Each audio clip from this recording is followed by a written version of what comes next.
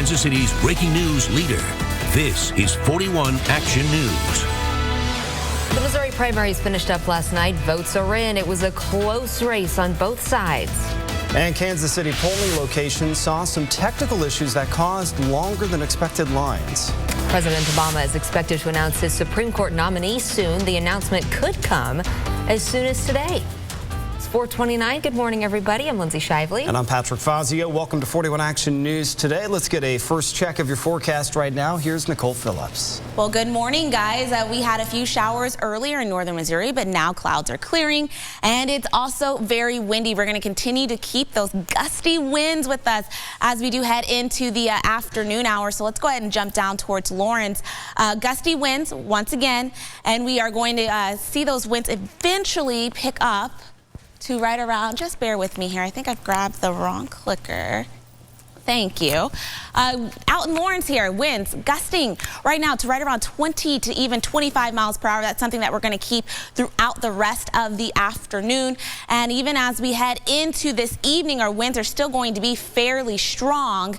It's something that we are going to continue even going into the overnight hours. So if we do continue to jump in here, to our winds right now, they're sitting at right around 8 miles per hour in Lawrence, 16 in St. Joseph. They're calm in Richmond. We do have a red flag warning in effect. Still, humidity is very low. We do have the dry ground, and it continues to be an issue with us because we are sitting at so dry. Temperatures right now are sitting in the 40s. We've got 43 in St. Joseph, 47 downtown, 43 in Harrisonville, but it feels much worse than that because of those winds. And coming up, I will break down our rain chances plus what that red flag warning means for us. Nicole, thank you. Another Super Tuesday lives up to its name. Yeah, the votes have been counted and the results are in for 5 key states, including Missouri, voting for their choice in the presidential race. Hillary Clinton and Donald Trump once again scored significant victories, but so did Ohio Governor John Kasich. And the Republican race also lost one of its 4 candidates. But let's start with the winners in Missouri. A very close race in Missouri, but Hillary Clinton and Donald Trump seem to be the winners of the Show Me States primaries.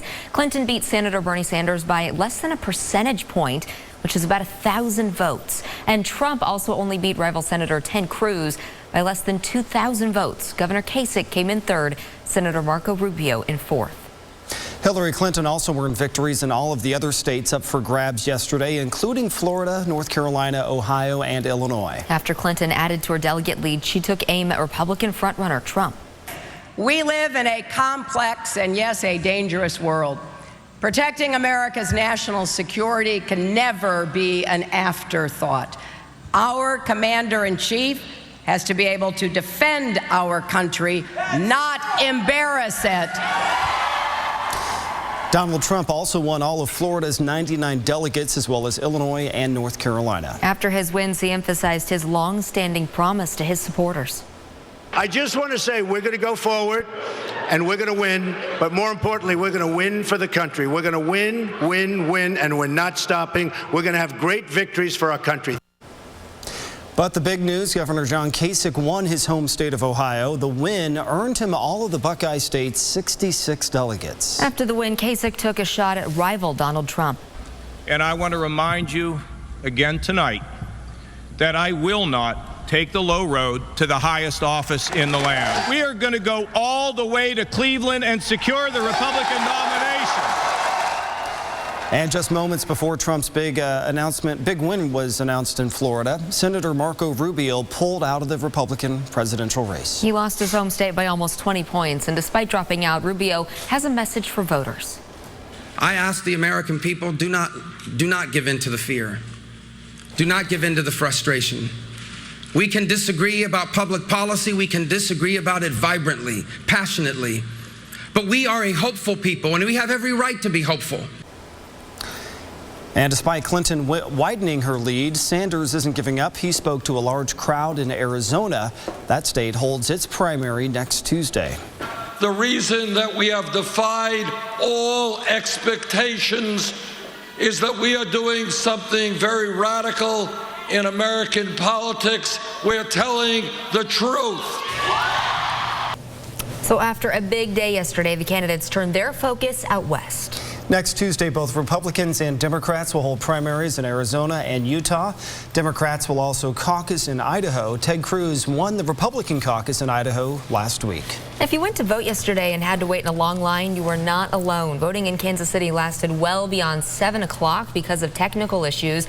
Election volunteers say slow internet caused the long lines.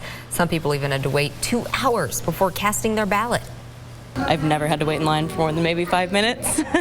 So 2 hours was incredible. Everybody was super nice. Everybody's in a great mood. Everybody's really excited to vote.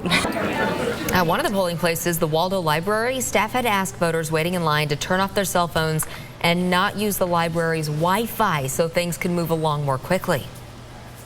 And we're still working to find out exactly how many people turned out to vote in Missouri. But before the voting began, the election board expected 35% voter turnout. That's more than 4 times the average for a primary. President Obama is not steering clear of the race to replace him.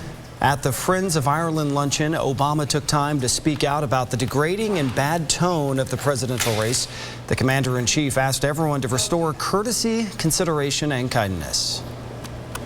And while some may be more to blame than others for the current climate, all of us are responsible for reversing it. For it is a cycle that is not an accurate reflection of America, and it has to stop. And speaking of the president, he might be ready to make a possible Supreme Court nominee announcement. It could be today, actually. This nominee would replace Antonin Scalia's seat on the High Court. Lawrence High School alum Sri Srinivasan reportedly still on the short list. He currently serves on the U.S. Court of Appeals D.C. Circuit. Well, today, Kansas City, Missouri police are expected to talk about measures they took at a Donald Trump rally.